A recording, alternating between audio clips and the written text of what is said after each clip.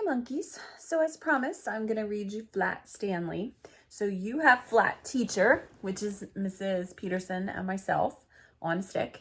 So please make sure that you send me a picture of us doing something with you. It doesn't have to be like a crazy adventure. This one happens to be Flat Stanley Goes Camping. But it doesn't have to be Flat Stanley Goes Camping. It can be, we could be Flat Teacher Goes Anywhere. So go ahead and give us some adventures, okay?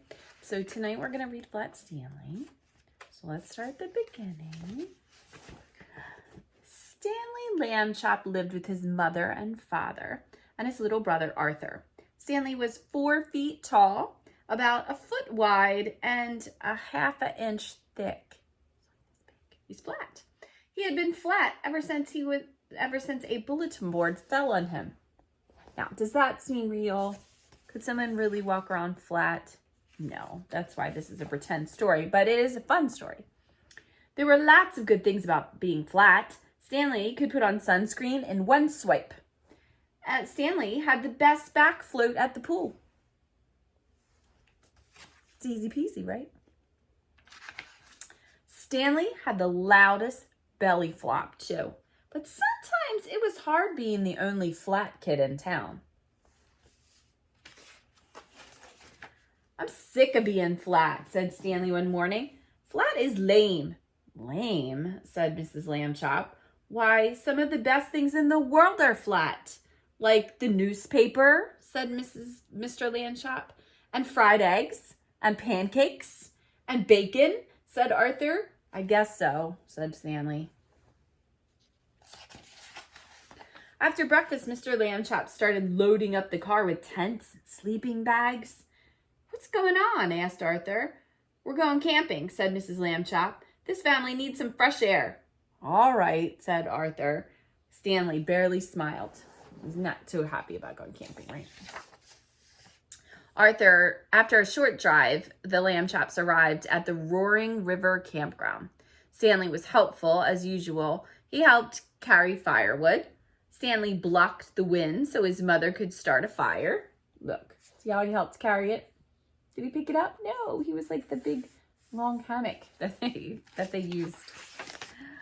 But Stanley just wasn't himself. He wouldn't even eat any s'mores. Too flat, he muttered. Why don't you two go exploring, suggested Mr. Lambchop. Good idea, said Mrs. Lambchop. Just don't get lost or fall off a cliff or touch any poison ivy. Have fun, dears. Stanley and Arthur set out. Hey, animal tracks, said Arthur. Let's follow them. And the boys followed the tracks along the river, through some trees and up a steep hill with a cliff on one side. The tracks end here, said Arthur, and he peered over the cliff. I wonder what kind of animal made them. Arthur, said Stanley. Arthur turned around. Skunk, he whispered. Let's get out of here. But the boys were trapped. The skunk was on one side and the cliff was on the other. And then the skunk raised its tail. What's it gonna do? Oh no. What do we do? Arthur wailed. Mom said not to fall off a cliff, said Stanley. She didn't say not to jump off. It's gonna jump off a cliff. What? Suddenly, Stanley grabbed Arthur by both hands and jumped. Arthur screamed, and then Arthur opened his eyes. He wasn't falling, he was sailing, and above him, Stanley's body made the perfect parachute. The boys landed with a gentle plop. Look, Stanley was a parachute. That was awesome, said Arthur.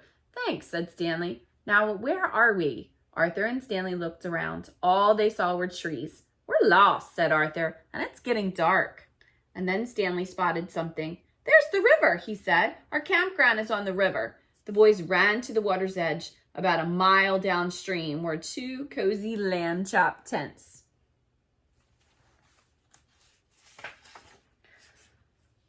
What can we do? It will be dark before we can walk that far, said Arthur. I know, said Stanley. And Stanley got a running start and belly flopped onto the river. Splash! And then he flipped over onto his back. Climb on. Woohoo, said Arthur. I always wanted to go rafting. Arthur and Stanley made it back to the camp, dripping but safe. Let's keep this to ourselves, said Stanley. I can't believe we got lost and went off a cliff, Arthur said. Hey, at least we didn't touch poison ivy. There you are, said Mrs. Lamb Chop, just in time for supper. Here, hold on. There we go. That night, Arthur whispered to Stanley from his sleeping bag, You know, if you weren't flat, you couldn't have saved us today. Stanley smiled.